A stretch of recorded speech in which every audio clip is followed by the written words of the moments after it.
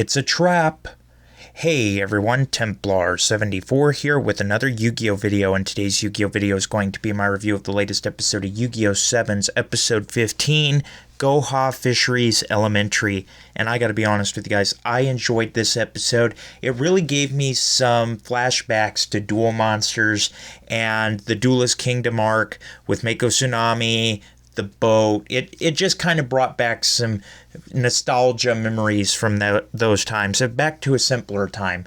I'm really happy with this episode.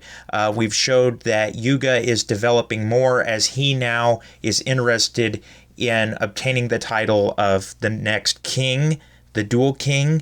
And we also got some closure from last week's episode, which is always good. So overall, this episode was really great. But we'll talk about all this soon enough. So at risk of further rambling, though, let's move on to the actual episode. So the episode begins with Yuga and company. They're out on the, I guess you would call it the patio of their duel school here.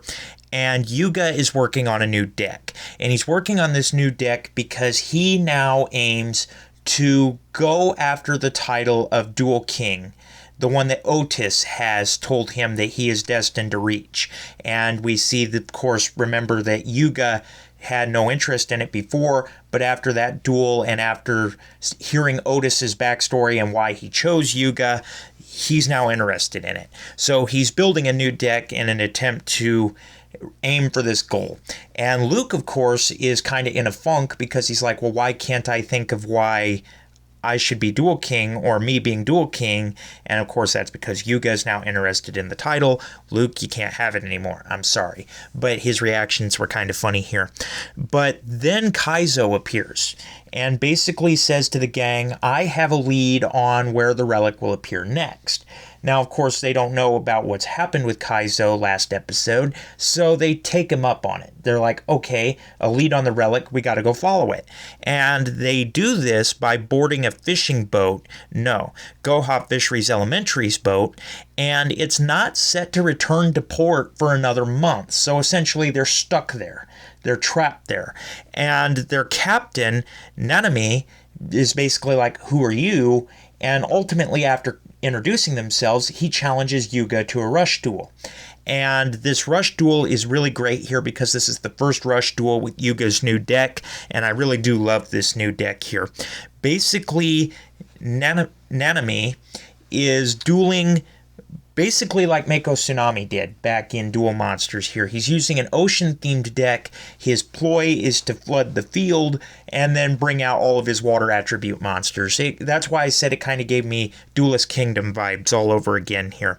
And with the boat thing, yeah. So Nanami, his goal is to flood the field in his ace card, get it out in its big tuna. And it kind of reminds me of, I can't think of the monster right off the top of my head, but that monster that Bit and Boot in Yu-Gi-Oh! Vrains used against Soul Burner.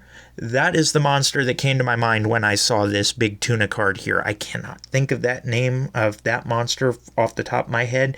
But yeah, that's what it gave me vibes of.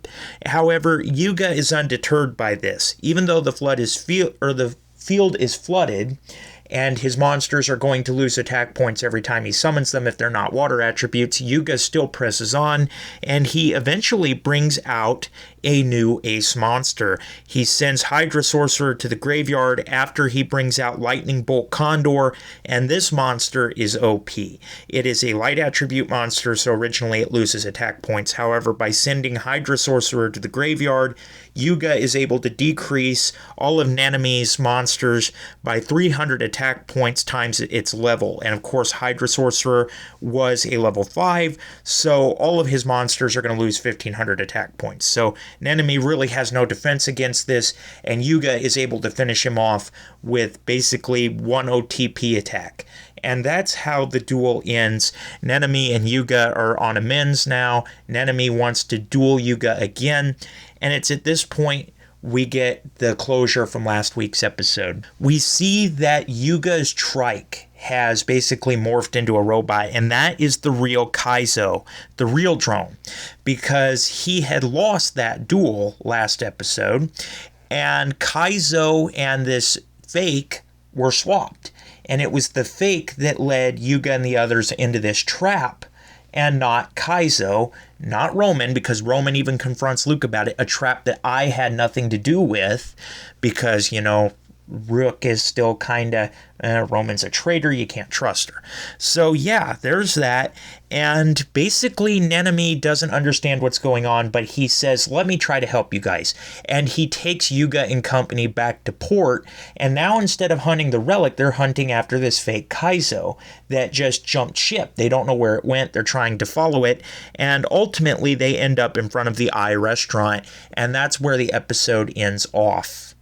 So yeah, this episode, like I said, this episode was nostalgia for me. It gave me flashbacks to Duel Monsters here, and I just love that. Yuga's new deck is OTP. I love this new ace monster that Yuga is using here, and now that he's taking the goal of becoming Duel King bestowed upon him by Otis, seriously, I really am invested in seeing how far Yuga can go. I really did love this episode. The Kaizo switcheroo thing was a big shock to me as well. Overall, though, this episode was great. I give this episode an 8 out of 10. I loved this episode. There were some things that I'm still not entirely convinced on, like Yuga using a new deck. I want confirmed to me that this deck is not going to be entirely different from his first one, and that we're still going to see the Seven Roads archetype.